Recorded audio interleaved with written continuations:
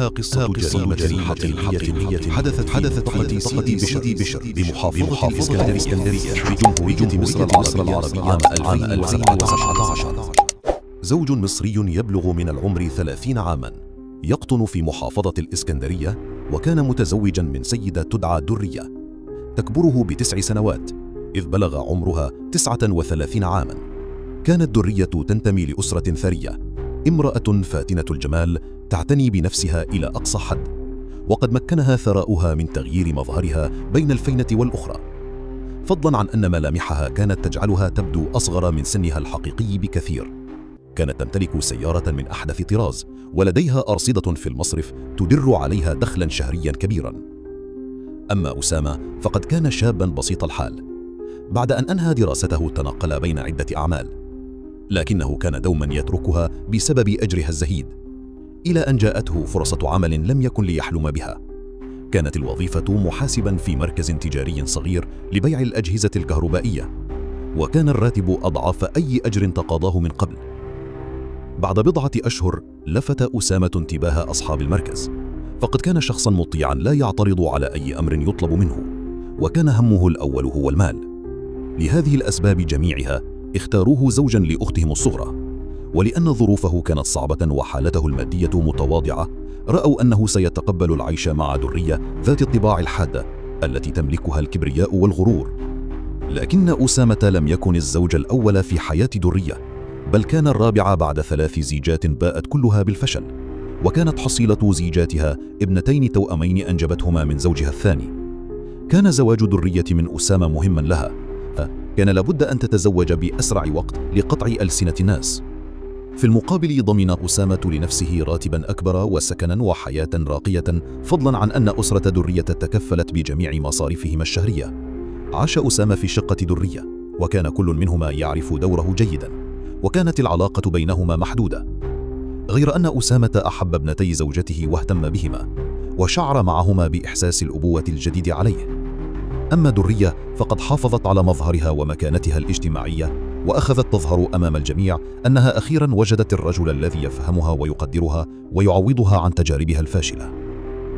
استمر هذا الوضع أكثر من 2 بينما انهمس أسامة أكثر في عمله ليجمع لنفسه من المال ما استطاع، فصار يخرج في 9 صباحا ويعود في 10 ليلا.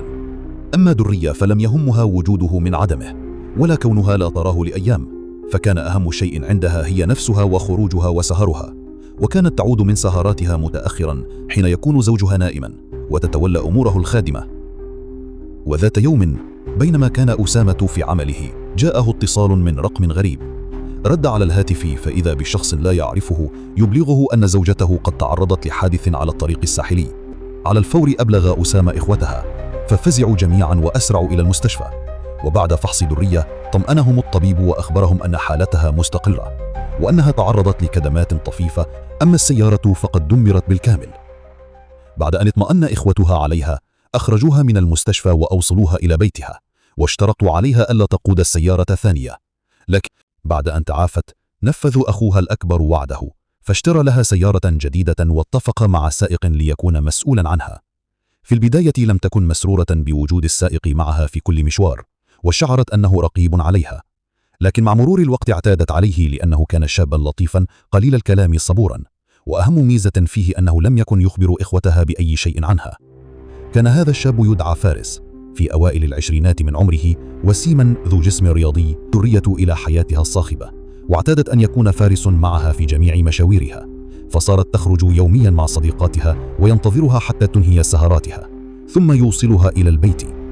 وذات يوم أحس أسامة وهو في عمله بصداع شديد وتكسير في جسده، فاستأذن وغادر العمل مبكرا، وما إن وصل البيت حتى وجد فارسا ودرية يجلسان في صالة الاستقبال. دخل وألقى عليهما التحية مستغربا من وجود السائق في البيت، لكنه علم أنه كان قد أحضر طلبا لزوجته وسيغادر حالا، وبالفعل استأذن فارس وانصرف، إلى أن استغراب أسامة زاد حين لم يرى الطلب، فسأله درية عنه، فأجابته بلا مبالاة أنها وضعته في غرفة النوم، ثم تركته ودخلت غرفتها. قرب الفجر استيقظ من نومه وقد اشتد عليه المرض، خرج من غرفته يتساند على الجدران واتجه إلى غرفة درية ليطلب مساعدتها، إذ كانت الخادمة في إجازة، وما إن اقترب من الباب حتى سمع صوت درية تضحك وتتحدث، ضحكات مليئة بالدلع. طرق الباب ففتحت له، وما إن رأته أمامها حتى ثارت غاضبة. طلب منها أن تأخذه إلى المستشفى لأنه متعب، لكنها أجابت بأنها لا تستطيع النزول لأنها متكاسلة وتريد النوم، وقالت إنها ستطلب له سيارة خاصة وستتصل بأمن العمارة ليصعدوه إليها. صدم أسامة من كلامها وآلمته نفسه، فذهب إلى المستشفى وحده، وبعد أن أنهى الفحص وأخذ أدوية ومحاليل ساعدته على الوقوف على قدميه، عاد إلى البيت وهو يشعر بالقهر وقلة الحيلة، وأدرك أن زواجه من درية كان أكبر خطأ ارتكبه في حق نفسه، ولأنه ضعيف سكت كعادته ولم يستطع أن يتخذ موقفا أو يفعل شيئا. مرت الأيام وأصبح وجود فارس في حياة درية أمرا أساسيا، يذهب معها إلى كل مكان ويعود بها متأخرا ليلا، بل أحيانا يبقى في السيارة أمام العمارة حتى الفجر. بدأت الشكوك تراود أسامة، لكنه كان يخشى المواجهة ويفضل الصمت حتى لا يخسر حياته المريحة ولو كانت على حساب كرامته. وذات ليلة وبينما كان أسامة عائدا من عمله في وقت متأخر، لمح سيارة درية متوقفة على جانب الطريق بالقرب من إحدى المقاهي الشهيرة على الكورنيش. وعندما اقترب وجد فارس جالسا في المقعد الأمامي وحده، بينما درية لم تكن في السيارة. انتظر دقائق ثم رآها تخرج من المقهى وهي تضحك وتضع يدها على كتف شاب آخر لا يعرفه.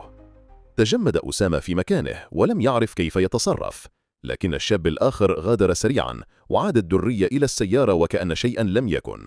لم يواجهها، لكنه بات شبه متأكد أن حياتهما وصلت إلى نقطة لا عودة. بعد أيام قليلة وقع الحدث الذي قلب كل الموازين. تلقى أسامة اتصالا من الشرطة يطلبون حضوره فورا إلى قسم سيدي بشر، وهناك أبلغوه أن زوجته درية قتلت في شقتها بطعنات متفرقة في أنحاء جسدها، وأن الجيران سمعوا صراخها قبل أن يفاجأوا بهدوء مفاجئ. ذهل أسامة من الخبر وسارع إلى الشقة ليجد الشرطة تملأ المكان، والجثة مغطاة بملاية بيضاء والدماء متناثرة في كل مكان. بدأت التحقيقات، وسرعان ما تبين أن فارس كان آخر من شوهد يدخل الشقة قبل وقوع الجريمة بوقت قصير، وأنه اختفى بعدها مباشرة.